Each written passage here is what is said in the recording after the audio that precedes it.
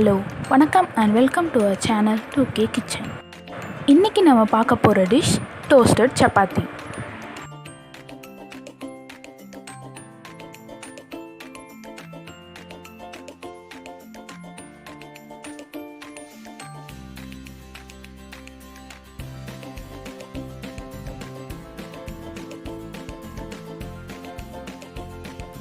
இதுக்கு நம்ம first pan வச்சாச்சு. நெக்ஸ்ட் அதில் ஆயில் ஊற்றிக்கலாம். ஆயில் ஹீட் ஆனதும் நான் ஒரு ஆனியனை சின்னதாக கட் பண்ணி வச்சுருக்கேன். இப்போ அதை நம்ம ஆட் பண்ணிக்கலாம். நீங்கள் ஜிஞ்சர் கார்லிக் பேஸ்ட் கூட ஆட் பண்ணலாம். இதில் ஜிஞ்சர் கார்லிக் பேஸ்ட் ஆப்ஷனல் தான். இப்போ ஒரு டொமேட்டோவை சின்னதாக கட் பண்ணி வச்சுருக்கேன். அதை நம்ம ஆட் பண்ணிக்கலாம்.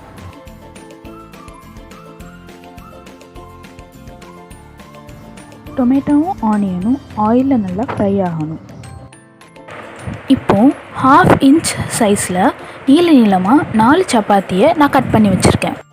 இப்போ நாம் கட் பண்ணி வச்சுருக்கிற சப்பாத்தியை ஆட் பண்ணிக்கலாம். நாம் ஆட் பண்ணியிருக்கிற சப்பாத்திஸ் எல்லாம் நல்லா ரோஸ்ட் ஆகணும் ஆயிலில். நாம் இங்கே குருமா ஆட் பண்ணுறோம். அதனால தான் ஜிஞ்சர் கார்லிக் பேஸ்ட்டை ஆட் பண்ணாமல் ஸ்கிப் பண்ணுறோம். நீங்கள் ஜிஞ்சர் கார்லிக் பேஸ்ட் ஆட் பண்ணால் குருமாவை ஸ்கிப் பண்ணிக்கலாம். இது கம்ப்ளீட் ஆப்ஷனல் தான்.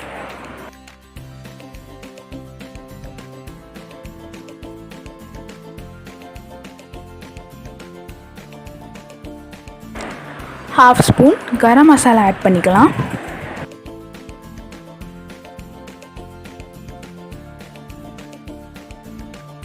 1 ஸ்பூன் சில்லி பவுடர், அப்புறமா 2 பிஞ்ச் சால்ட் ஆட் பண்ணிக்கிறேன்.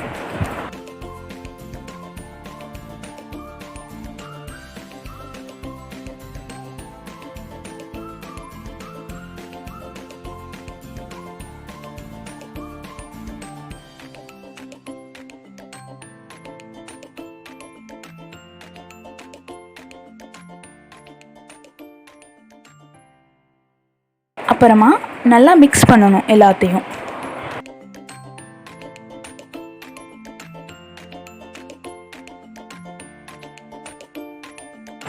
இப்போ இந்த ஹனியை நான் கொஞ்சமாக, அதாவது ½ ஸ்பூன் அளவுக்கு ஆட் பண்ணிக்கிறேன். இதை ஆட் பண்ணுறதுனால நம்மளுக்கு ஒரு மைல்டு ஸ்வீட் டேஸ்ட் கிடைக்கும்.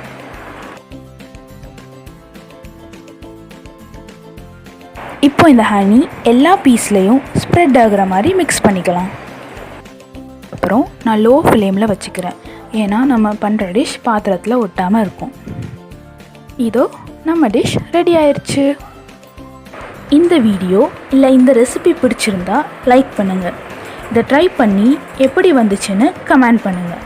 மறக்காமல் இது யாருக்கெல்லாம் ரொம்ப பிடிக்குமோ இல்லை தேவையோ அவங்களுக்கு ஷேர் பண்ணுங்கள். கண்டிப்பாக இந்த டிஷ் எல்லாருக்கும் பிடிக்கும்னு நினைக்கிறேன். மறக்காமல் எல்லோரும் ட்ரை பண்ணுங்கள். அதோட சப்ஸ்கிரைப் பட்டனை மறக்காமல் ப்ரெஸ் பண்ணுங்கள். நெக்ஸ்ட் இன்னொரு வீடியோவில் இன்னொரு ரெசிபியோட உங்களை பார்க்குறேன். டாடா, பாய் பாய்.